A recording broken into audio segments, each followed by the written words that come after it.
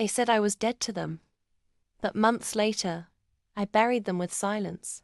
At a packed family party, wine glasses clinked and fake smiles flashed. Then my parents looked me dead in the eyes and said, "In our eyes, you're already dead." Laughter echoed. People stared. I was humiliated, erased. That they forgot one thing about the dead. We don't forget. We rise and we don't come back empty-handed. This is how I got the coldest revenge they never saw coming. And when they came crawling back, I buried them in one sentence. I've always been the black sheep, too bold, too honest, too me. I didn't follow the family rules. Didn't take the path they planned. And apparently, that was enough for a public execution, socially speaking. The party was full of people. Aunts, uncles, old friends, business partners, everyone who mattered to them. And in front of all of them, my mother smiled sweetly, raised her wine glass and said, "To our daughter, oh, wait, we don't have one anymore." Everyone laughed, thinking it was a joke.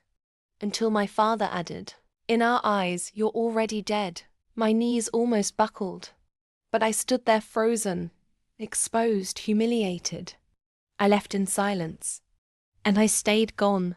Fast forward 4 months. I had rebuilt everything: my career, my mental health, my peace.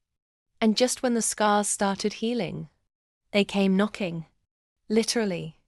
It turns out, they were in trouble. Big trouble. Financial ruin, legal drama, health crisis. And suddenly, their dead daughter was their only hope. They showed up at my house. Same faces. Same arrogance. A fake smile plastered over desperation.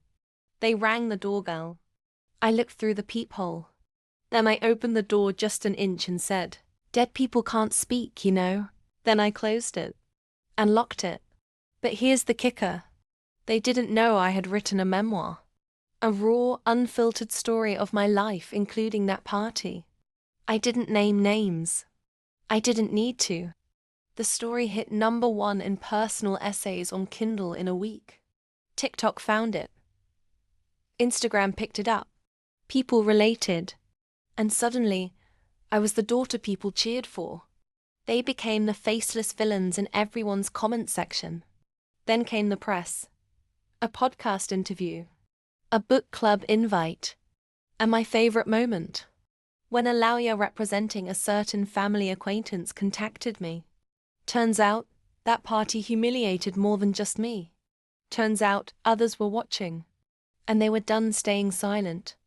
They tried to erase me to protect their image. But I used their silence to write a louder story. And now, I'm not just alive. I'm immortalized. If anyone's ever tried to bury you, remember, you're not buried. You're planted. Grow louder. Rise stronger. Hit subscribe for more jaw-dropping stories of redemption, revenge, and rising from the ashes. You won't believe what I'm exposing next.